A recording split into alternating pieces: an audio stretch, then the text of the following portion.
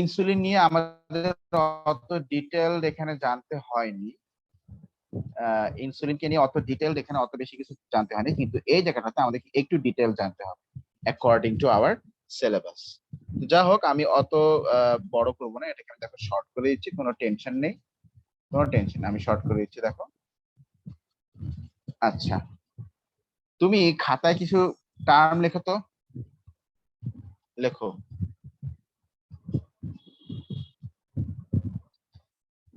জি এটি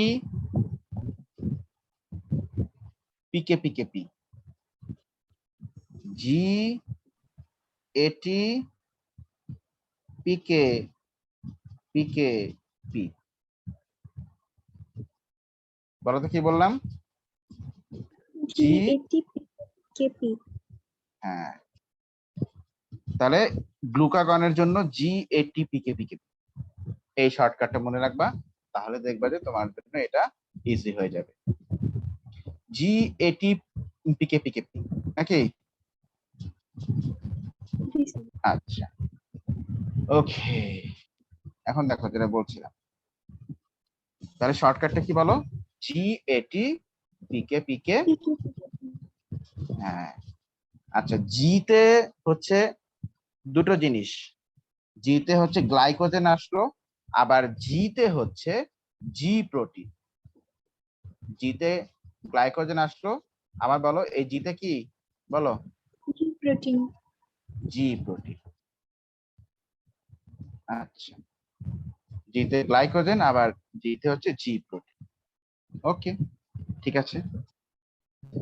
আর এটিতে হচ্ছে এটিপি, এটিতে বলো কি বললাম? ATP, ATP. এটিপি।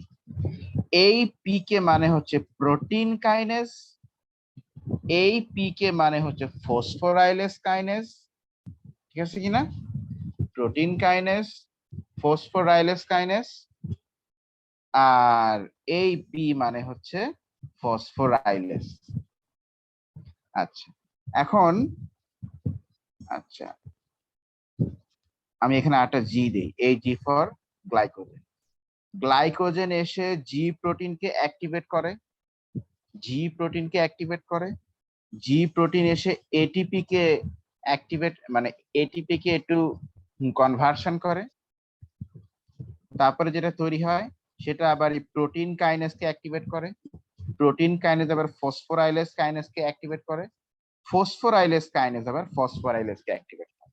এই একটু শর্টে